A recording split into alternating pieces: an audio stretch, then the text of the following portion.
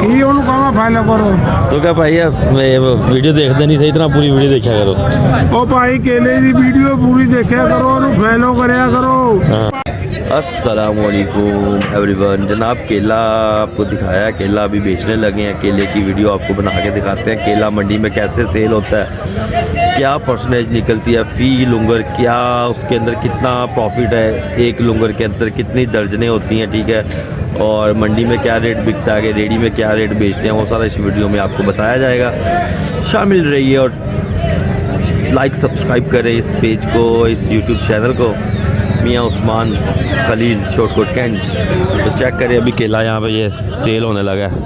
Duty हम लागी केले थे, केले पे आ गया उन्होंने केला केला करी जाना जो ਇੱਥੇ ਤੱਕ ਕਿ ਭਾਈ ਨੂੰ ਵੇਚਣਾ ਔਖਾ ਹੋ ਜਾਂਦਾ, ਦੂਜੇ ਨੂੰ ਬੋਲੀ ਕਰਨੀ ਔਖੀ ਹੋ ਜਾਂਦੀ, ਆਵਾਜ਼ਾਂ ਲਾਉਣੋਂ ਨਹੀਂ ਹਟਦਾ ਇਹ। ਇਹ ਜਦੋਂ ਤੱਕ ਕੇਲਾ ਮੁੱਕਣਾ ਨਹੀਂ ਇਹਨੇ ਚੁੱਪ ਨਹੀਂ ਕਰਨਾ। केला चेक करो जी तुसी, मार्केट का शराधा केला विकन लग्या। केला मंडी च किद्दां विकदा, आ गड्डी चो एक लुंगर निकली जाना, आ भाई ने चक्की जाना वा, ओ भाई ने उत्तों फड़ाई जाना वा, आ भाई ने बोली करी जानी है, मैं पैसे फड़ी जाने हैं। जिन्हां को थल्लों रोकड़ नगद विकना उन्हां को पैसे फड़ने हैं, बाकी सारे धारीए धूरे इत्थे जेहड़े उन्हां नूं धारीए लेख हो जाना, उन्हां को शामी पैसे ले लैंदे। भाई जान शामी किद्दां केला छेला विक जांदा बाजार च, रिकवरी हो जाती है, बिल शाम दी शाम दे दिंदे हुंदे तुसीं सारे जाने।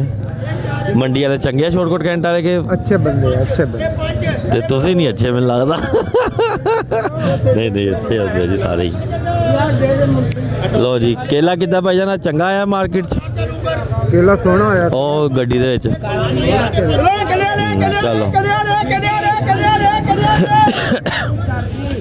चलो चल भाई केले वाला केले वाला केले वाला केले वाला केला विकदा ਤੁਹਾਨੂੰ ਫਿਰ ਦਿਖਾਉਣਾ केला ਕਿੱਦਾਂ ਵਿਕਦਾ ਵਾ, ਕੀ ਔਸਤ ਆਏਗੀ ਆ केले ਦੀ, ਇੱਕ केला ਫੀ ਲੁੰਗਰ ਕਿੰਨੇ ਦਾ ਪੈ ਜਾਏਗਾ, ਕਿੰਨਾ ਬਿੱਲ ਬਣੇਗਾ, ਸਾਰਾ ਕੁਝ ਇਸ ਵੀਡੀਓ ਤੁਹਾਨੂੰ ਦਿਖਾਇਆ ਜਾਏਗਾ।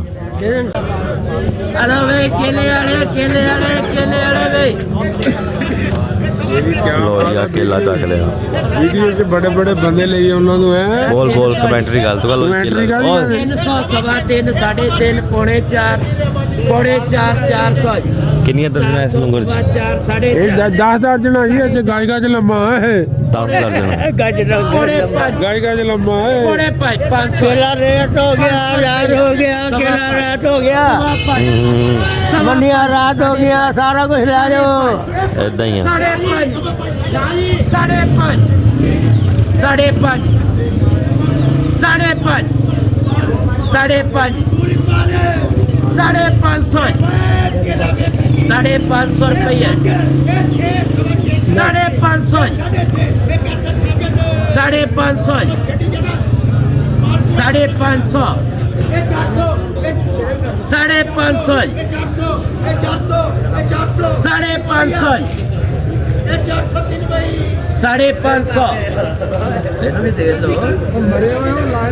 5.5 पौने 6